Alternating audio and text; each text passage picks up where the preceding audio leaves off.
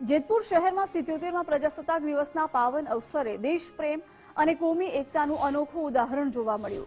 85 વર્ષીય મુસ્લિમ બુઝુર્ગ ગુલાબભાઈ ખોખરે પોતાની 250 ફૂટ ઊંચી ક્રેન પર રાષ્ટ્રધ્વજ લહેરાવીને સૌને ભાવવિભોર કરી દીધા। જેતપુરના નવાગઢ વિસ્તારમાં રહેતા ગુલાબભાઈ તવક્કલ ક્રેન સર્વિસનો વ્યવસાય કરે છે।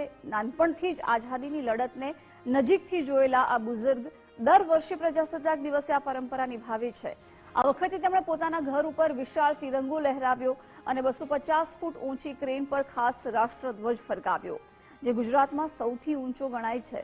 આ ખાસ પ્રસંગે જેતપુરના ધારાસભ્ય જયેશભાઈ રાદડિયા પણ હાજર રહ્યા અને ગુલાબભાઈ સાથે મળીને તિરંગો લહેરાવ્યો। જેતપુરના નવાગઢ ખાતે તવક્કલ ગ્રુપ અને નગરપાલિકાના પૂર્વ પ્રમુખ ગુલાબભાઈ પરિવાર દ્વારા આજે 300 ફૂટની ઊંચાઈએ લગભગ મોટા રાષ્ટ્રધ્વજ આજે ફરકાવવામાં આવ્યો છે।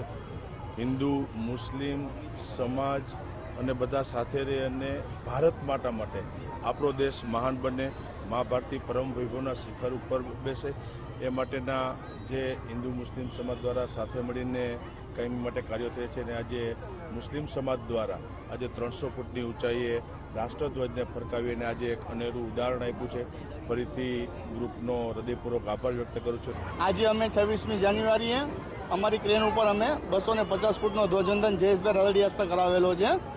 એ બદલ અમને ખૂબ અભિનંદન છે અને અમને ખૂબ આભાર પણ છે અમે જયેશભાઈનો અમને। આ પ્રોગ્રામ અમે અવારનવાર દિવસોમાં કરતા રહીશું। આની પહેલાં અમારે 4 થી 5 અમે પ્રોગ્રામ કરેલા છે, જે 150 ફૂટ 200 ફૂટ 250 ફૂટમાં આજ વખતેનો જે પ્રોગ્રામ છે। દર વર્ષે અમે નૈત નવું કંઈક સારામાં સારું ગોતતા જઈએ છીએ અને સારામાં સારું અમે પબ્લિકને ગમે એવું અમે પણ કરતા જઈએ છીએ।